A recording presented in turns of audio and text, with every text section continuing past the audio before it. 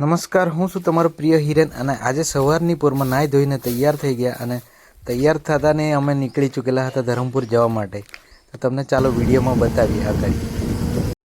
आइए देखते हैं ये આ છે ધરમપુરના રાજા અને આ જે સામે દેખાય છે એ આન બાનની શાન યાની કે 3 દરવાજા.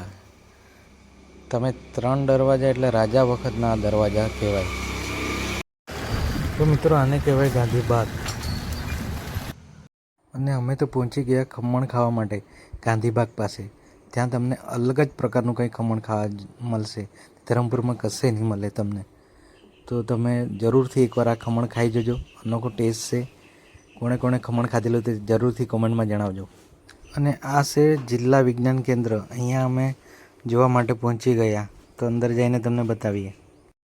અંદર જતાની જ વારમાં આ ભાઈ તો રોબોટ બની ગયા. જો તો મિત્રો અહીં તમને જુદા જુદા પ્રકારના માછલી ઘર પણ જોવા મળશે.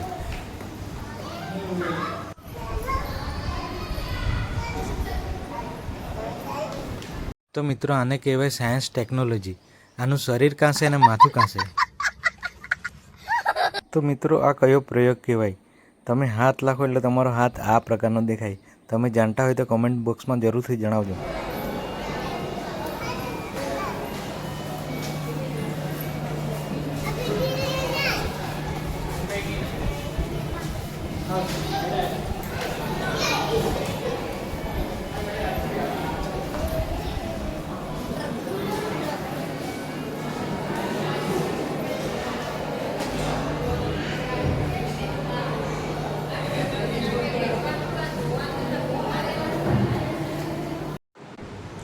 અને આ છે ચંદ્રયાન, જે ચંદ્ર પર ગયેલું તે પણ આજે અહીંયા જ છે ધરમપુરમાં. તમે જોઈ લેજો.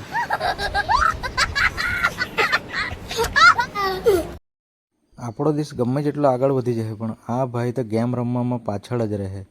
જો अमेरिका क्या कहता था? क्या हो तुम? आज हम कहते तू क्या है बे? પછી અમે પહોંચી ગયા હતા તારા કેન્દ્રમાં અંદર જોવા માટે. અંદર ગ્રહ વિશે સમજાવતા હતા.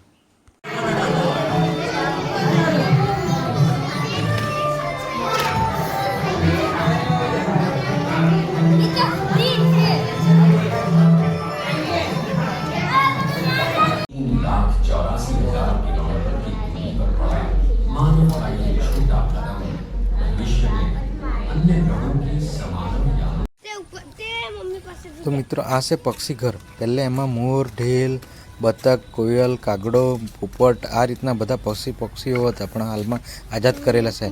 અને મિત્રો તમે ઉપર જોઈ શકો છો એક જ મોર બચ્યો. આ છે ડાયનાસોર ધરમપુરમાં.